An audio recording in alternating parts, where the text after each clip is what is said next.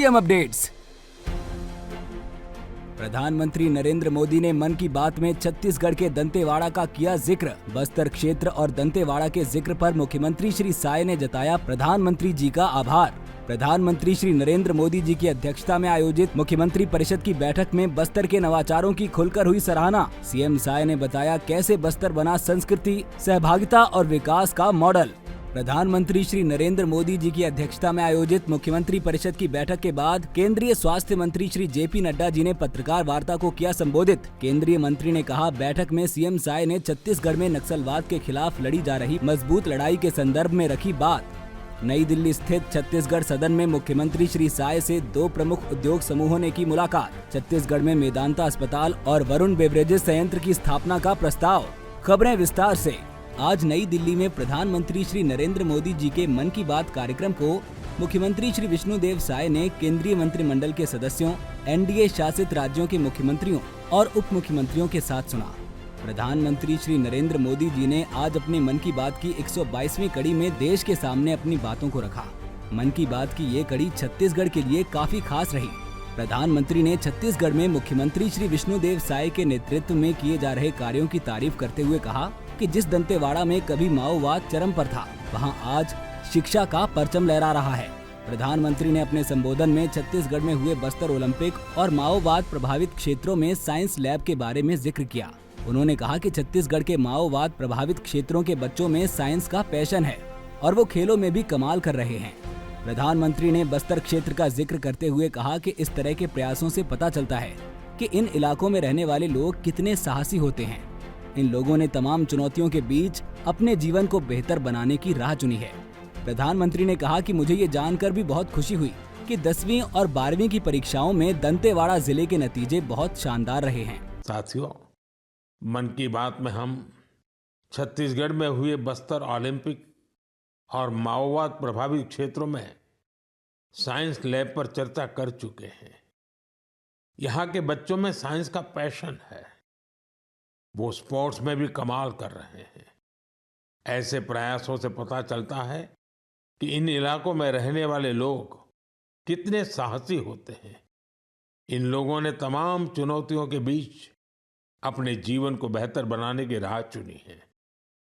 मुझे यह जानकर भी बहुत खुशी हुई कि 10वीं और 12वीं की परीक्षाओं में दंतेवाड़ा जिले के नतीजे बहुत शानदार रहे हैं।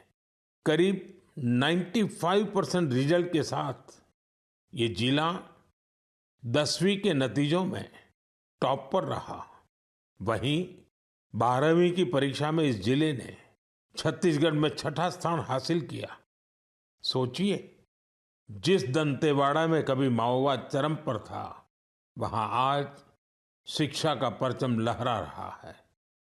ऐसे बदलाव हम सभी को गर्व से भर देते हैं। मुख्यमंत्री विष्णुदेव साय ने प्रधानमंत्री का आभार व्यक्त किया है। मुख्यमंत्री ने कहा कि छत्तीसगढ़ की सरकार प्रधानमंत्री के विकसित भारत के नक्शे कदम पर चल रही है और विकसित छत्तीसगढ़ इस अभियान में अपना महत्वपूर्ण योगदान निभाएगा। प्रधानमंत्री जी ने कोरिया जिले के आदिवासी किसानों द्वारा सोन हनी जैविक शहद के सफल ब्रांड निर्माण की भी प्रशंसा की। प्रधानमंत्री श्री नरेंद्र मोदी जी की अध्यक्षता में देश की राजधानी दिल्ली के अशोक होटल में आयोजित मुख्यमंत्री परिषद की बैठक में छत्तीसगढ़ सरकार के सुशासन मॉडल, नवाचारों और जन भागीदारी आधारित योजनाओं ने विशेष पहचान बनाई। मुख्यमंत्री श्री विष्णुदेव साय द्वारा प्रस्तुत बस्तर ओलंपिक और बस्तर पंडुम जैसे अभिनव आयोजनों ने प्रधानमंत्री श्री नरेंद्र मोदी सहित विभिन्न राज्यों के मुख्यमंत्रियों का ध्यान आकर्षित किया। बैठक में उप मुख्यमंत्री श्री अरुण साव एवं श्री विजय शर्मा भी उपस्थित थे। मुख्यमंत्री श्री साय ने अपने प्रस्तुतिकरण की शुरुआत राज्य में सुशासन की संस्थागत पहल से की। उन्होंने बताया कि छत्तीसगढ़ में सुशासन एवं अभिसरण विभाग का गठन कर योजनाओं को प्रभावी ढंग से लागू किया जा रहा है।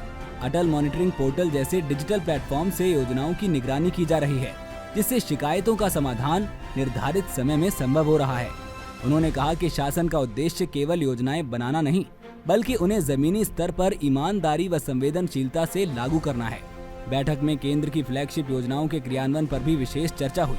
मुख्यमंत्री ने बताया कि प्रधानमंत्री आवास योजना, उज्ज्वला, आयुष्मान भारत और जल जीवन मिशन जैसी योजनाओं को छत्तीसगढ़ में ग्राम सभा, जन संवाद और तकनीक के माध्यम से आम जन तक पहुंचाया गया है।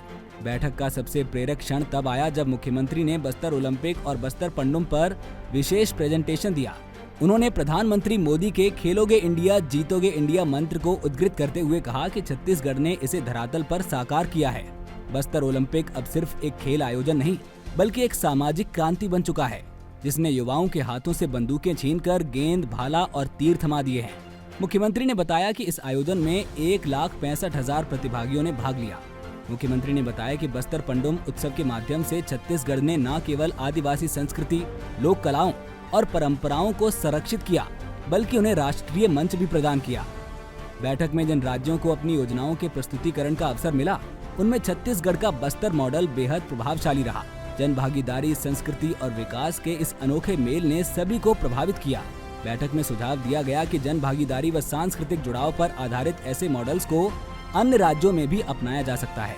प्रधानमंत्री श्री नरेंद्र मोदी सहित अन्य राज्यों के मुख्यमंत्रियों ने इन पहलों को अनुकरणीय बताते हुए सुझाव दिया कि ऐसे नवाचार जो समाज की जड़ों से जुड़ते हों और विकास की दिशा तय करते हों, उन्हें विस्तार दिया जाना चाहिए। मुख्यमंत्री परिषद की बैठक में छत्तीसगढ़ के बस्तर मॉडल को जिस तरह सराहा गया, उसने ये स्पष्ट किया कि जन सहभागिता, सांस्कृतिक पुनर्जागरण और विकास के समन्वय से किस तरह दूरस्थ और चुनौतीपूर्ण क्षेत्रों में भी बदलाव की मजबूत नींव रखी जा सकती है। प्रधानमंत्री श्री नरेंद्र मोदी जी की अध्यक्षता में देश की राजधानी दिल्ली के अशोक होटल में आयोजित मुख्यमंत्री परिषद की बैठक के उपरांत केंद्रीय स्वास्थ्य मंत्री श्री JP नड्डा जी ने पत्रकार वार्ता को संबोधित करते हुए कहा कि मुख्यमंत्री परिषद में छत्तीसगढ़ में नक्सलवाद के खिलाफ जारी मुहिम को लेकर चर्चा हुई। नक्सलाइट्स के खिलाफ जो मुहिम चल रही है उस पर भी चर्चा हुई और उस चर्चा में हमारे छत्तीसगढ़ के मुख्यमंत्री ने कैसे नक्सलिज्म पर हम लोगों ने लड़ाई लड़ी है और किस तरीके से हम सफलता पा रहे हैं और हमें सफलता मिल रही है, उसके बारे में विष्णुदेव साय जी ने, जो मुख्यमंत्री हैं छत्तीसगढ़ के, उन्होंने सबके सामने उस विषय को रखा।